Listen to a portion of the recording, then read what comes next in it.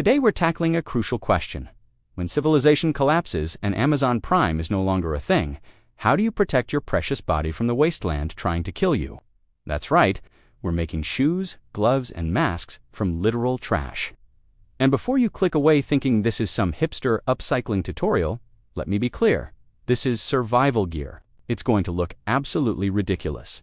Your neighbors, assuming they're still alive, will mock you. But you know what? You'll have functioning feet, and they'll be hobbling around on blisters the size of tennis balls. So who's laughing now?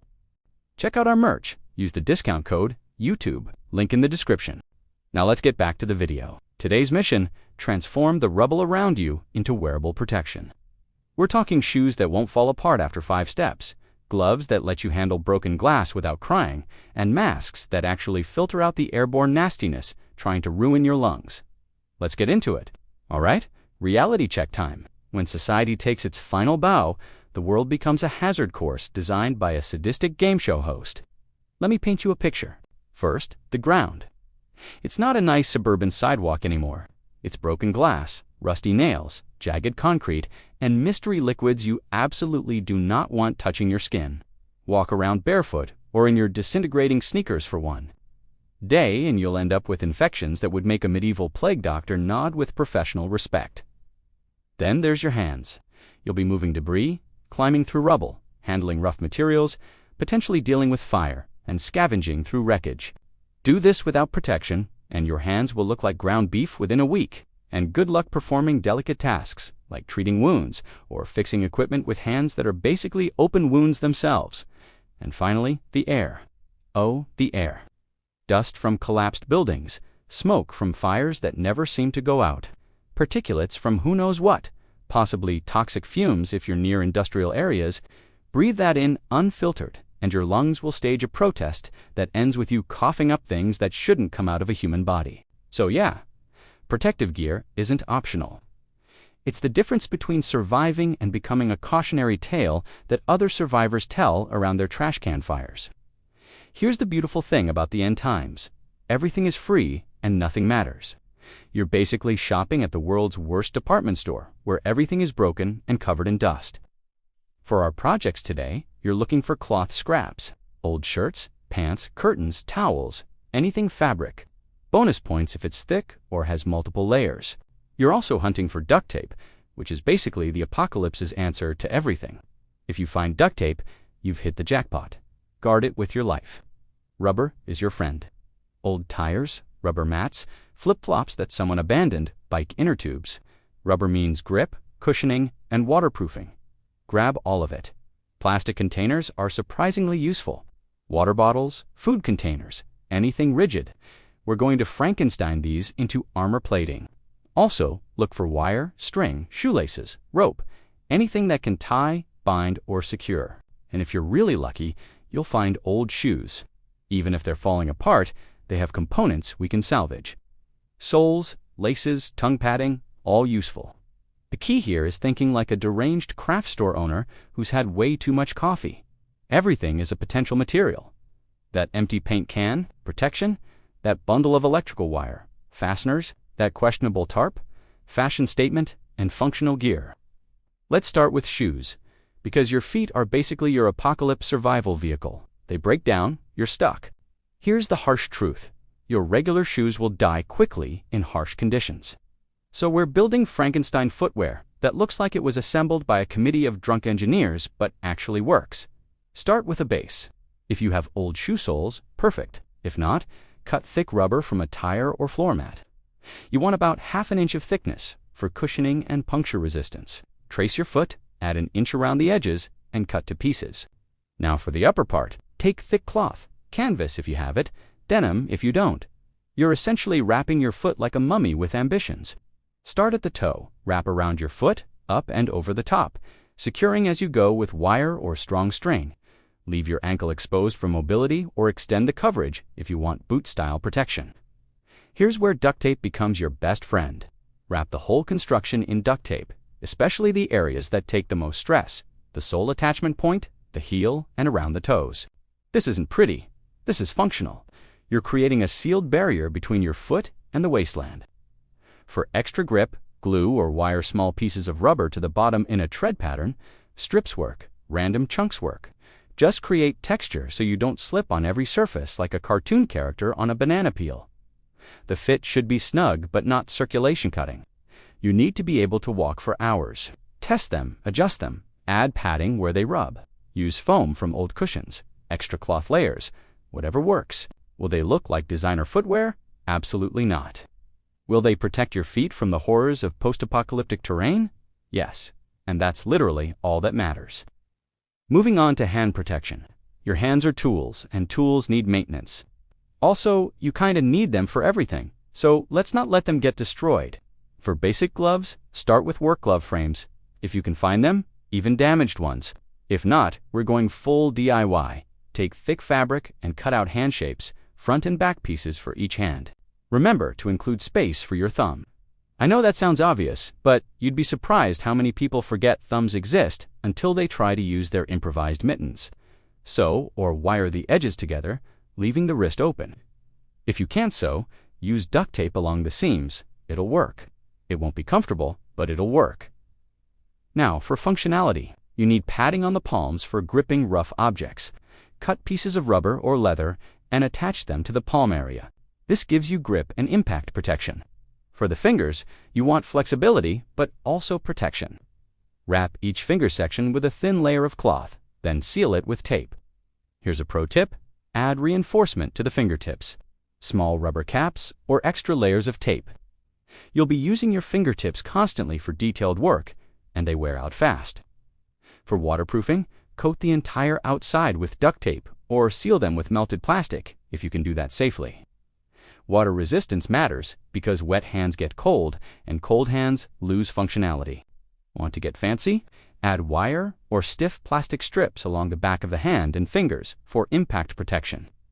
If something falls on your hand, you want a barrier between your bones and gravity's cruel intentions.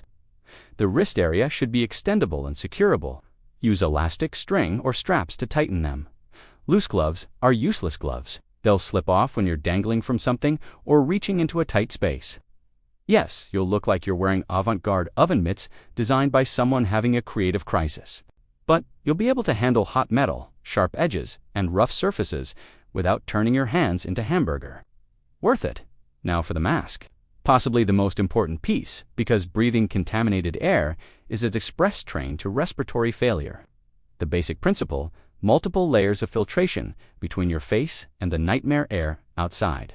You need at least 3 layers, preferably more. Start with the frame. Take a plastic bottle or container and cut out a face-sized piece that covers your nose and mouth. Shape it so it curves slightly away from your face, creating an air gap. This is your structure. Now the filter layers. Layer 1, a damp cloth. Wet fabric traps particles better than dry. Use cotton if possible. This is your outer layer. Layer 2, dry cloth, multiple pieces if you have them. This catches particles that made it through layer 1. Layer 3, another damp cloth for final filtration. Stack these layers and attach them to your plastic frame using tape, wire, or elastic bands. Make sure the seal around the edges is tight. Air needs to go through the filter, not around it. For the straps, use elastic bands, string, or strips of fabric that go around your head and behind your ears. It should be tight enough to seal, but not so tight that you pass out from restricted blood flow. Here's an upgrade if you have materials. Add activated charcoal between cloth layers. Crush it fine, wrap it in a thin cloth pouch, sandwich it between your filter layers.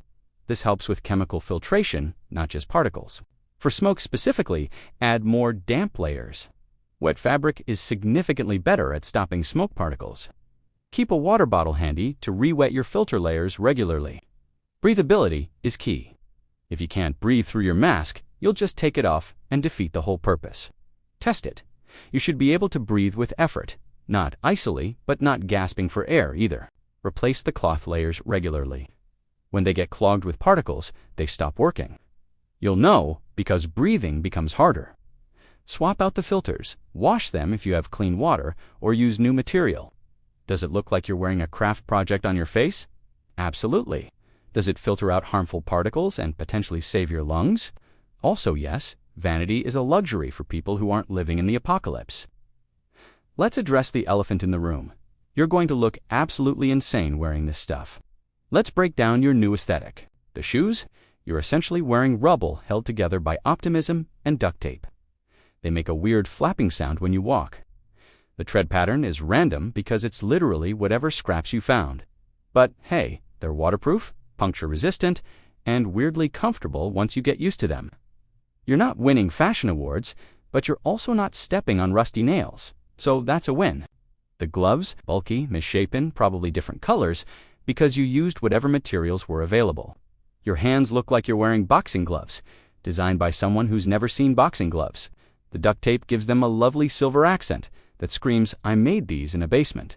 But you can handle broken glass, hot surfaces, and sharp metal without injury.